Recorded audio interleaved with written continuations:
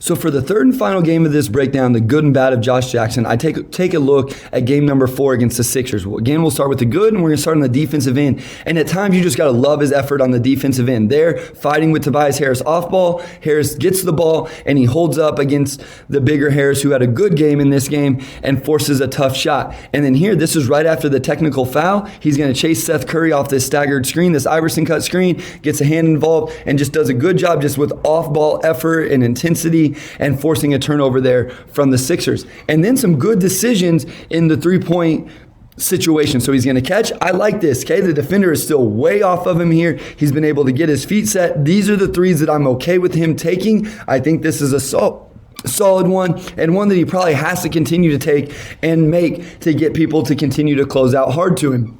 On this, I love this decision. Again, he could have caught this to shoot and shot it, but he makes the one more pass immediately to Saddiq Bey, pass on the money, which he doesn't always do, and is able to get Saddiq Bey an open look there. Nice decision by Josh Jackson on that one. And then here, coming off a down screen, again, he could catch and shoot this, but he rips through immediately, drives it, and then a nice little floater off the backboard. So you see, overall, the decisions from the three-point line were better. They were good in this game. I'll show you one bad one, but overall good. And then I just like this off the ball cut from Josh Jackson here.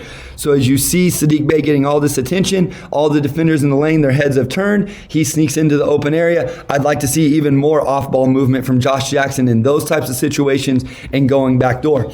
But as I said at the beginning, we got the good and the bad. We got the full Josh Jackson effect in this game. And then here, this is the possession right after the three where I said I thought it was a good decision.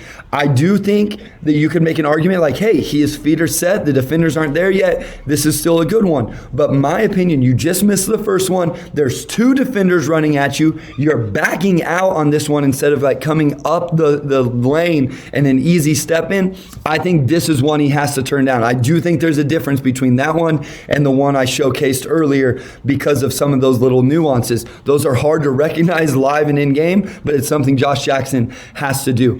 And then one area I haven't highlighted yet, but 1 and 2 from this game is the rebounding. So this one gets a little scrambled, but him and Jeremy Grant have essentially switched here on this back door from Harris, and he just doesn't get involved in the boards. And this is an area I really love from Josh Jackson that I haven't seen so far. So on this one, we're going to see the compounded mistakes.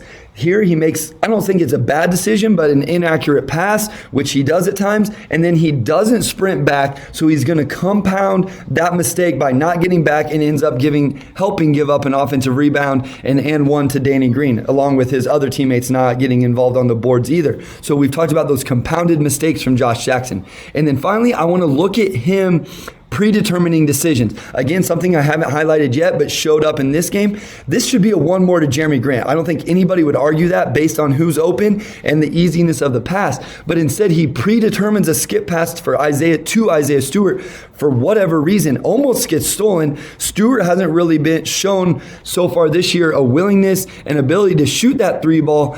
It ends up okay, but I don't think you want to overlook the fact that that should have been a one more to Jeremy Grant. And I just think it's because he predetermines what he's going to do. Here on a drive, he's predetermining in transition what he's going to do. I'm going to drive it no matter what. So you see, that's when he starts shoving off with the offhand. This one ends up in a turnover or missed shot, whatever you want to call it.